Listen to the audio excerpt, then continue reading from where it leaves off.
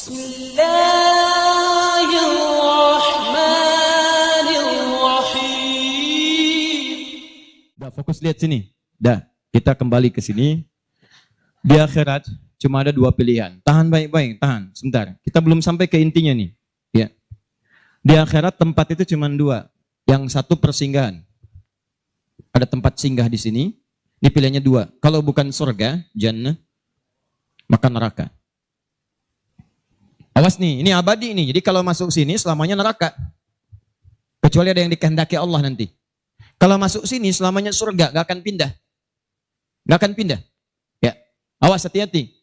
Ustadz, tapi kan saya kangen. Di dunia saya merokok. Gimana saat di akhirat kalau saya masuk surga? Ya ambil apinya di neraka.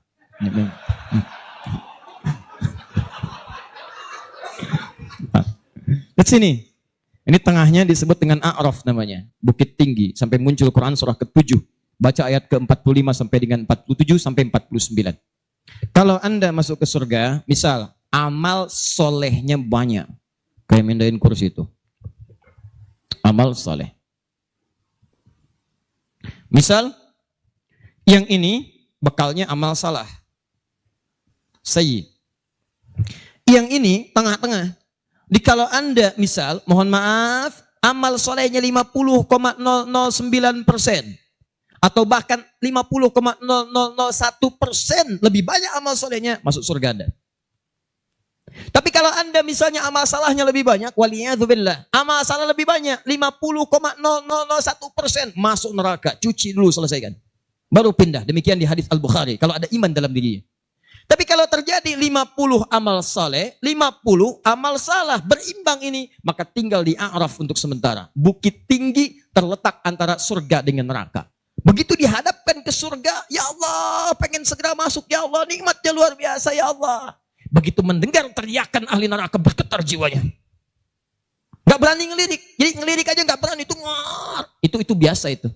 Kayak Anda pulang dari sini misalnya, mohon maaf ya, Anda pulang malam-malam nih, jam 2, begitu pulang, ada teriakan tiba-tiba, terdengar dari pohon. Nah, pertanyaan saya, berani ngelihat gak? Berisik, misalnya. Habis itu lari gitu ya. Wah, nggak ada. Di dunia aja mendengar teriakan begitu, anak nggak berani lihat, apalagi yang di akhirat. Dikata Allah di surat Al-A'raf itu, wah nggak berani ngelihat, takut, dia takut sampai memohon rahmat Allah. Pada saat itulah kemudian diambil dia langsung dipindahkan ke surga. Dan itu prosesnya menunggu sampai hisab selesai. 1 harinya 1000 tahun. Jadi kalau ada yang mampir ke sini 1 hari sama dengan menunggu 1000 tahun dalam urusan dunia, dalam hitungan dunia. Nah, sekarang pertanyaan saya, antum mau kemana di akhirat nanti? Pilih surga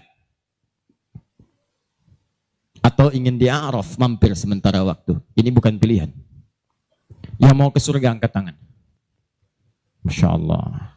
Yang surganya Firdaus bersama Nabi. Masya Allah. Udah turunin dulu. Turunin dulu. Apa bekalnya tadi ke surga itu?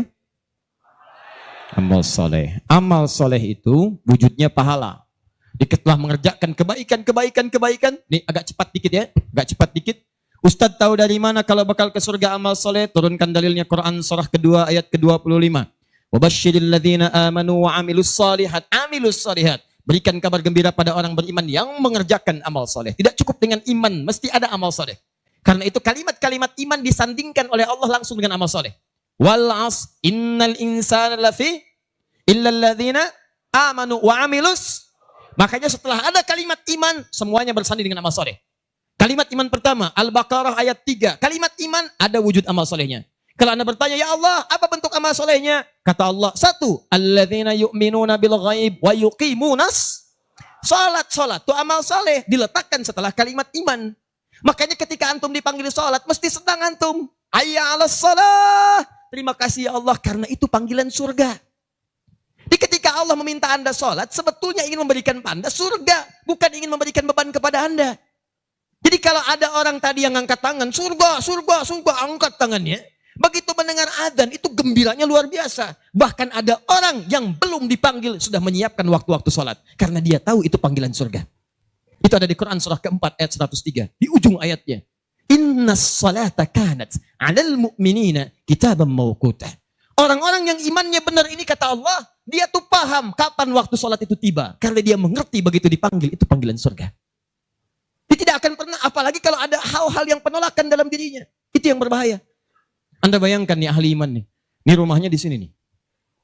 Ini masjid. Masya Allah. Ini rumah seorang, ini masjid. Speaker masjid rumahnya begini. Di sini ada orang, ini cuma 5 meter, di sini 500 meter. Ini sepeda ada, motor ada, mobil ada, lengkap semua. Yang ini, sepeda pun belum pernah mimpi.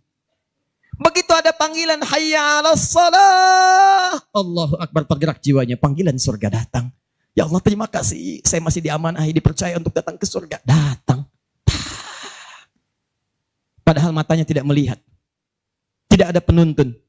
Mengadu kepada Nabi, ya Rasulullah, aliyya rukhsah, apakah saya mendapatkan keringanan? Kata Nabi, atasma'ul adhan, apakah kamu masih mendengar adhan? Bala ya Rasulullah, ya Rasulullah.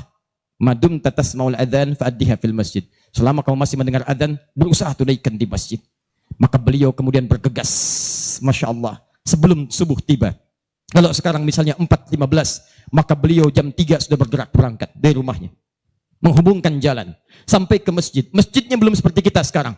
Yang bawahnya alasnya tanah, tiang-tiangnya terbuat dari pelepah kurma, atasnya daun-daun kurma, teman-teman sekalian. Kalau hujan itu bocor, kalau panas tersengatnya kelihatan, terasa sekali. Sampai di hadis Muslim disebutkan, kalau panas sedang kuat, kami membentangkan seperti handuk-handuk kecil, sapu tangan kalau sekarang.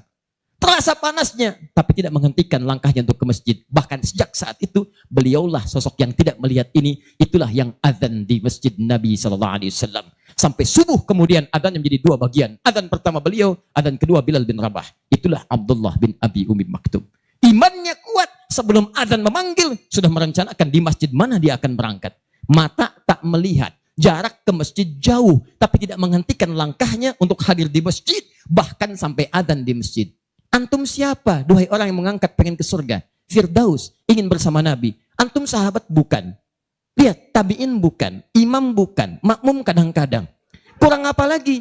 Allah tempatkan masjidnya bagus. Masjid agungnya luas. Mewahnya luar biasa. Jarak dari rumah antum walaupun 5 kilo. Kendaraannya ada. Motornya ada. Kendaraan ada. Mobil ada. Kenapa antum tidak gunakan kendaraan itu untuk menjadi saksi di akhirat bahwa dia pernah mengantarkan antum ke tempat surga? Jadi kalau Allah sudah sediakan masjid yang bagus, ada AC-nya, ada kipasnya, belum menyentuh Anda untuk datang ke surga. Dengan cara apa lagi Allah masukkan Anda ke surga? Cara berpikirnya begitu. Jadi kalau Anda berpikir panggilan sholat itu surga, maka kita akan respon dengan cepat. Cuman kalau Anda pikirkan itu sebagai beban ibadah, beban, capek. Kayak gini, udah dekat jarak 5 meter, Allahu Akbar, Allahu Akbar. Udah tahu. Cilin volumenya. Tuh. Paham? Jadi bukan suara adzanku yang bermasalah, kidungmu yang penuh masalah.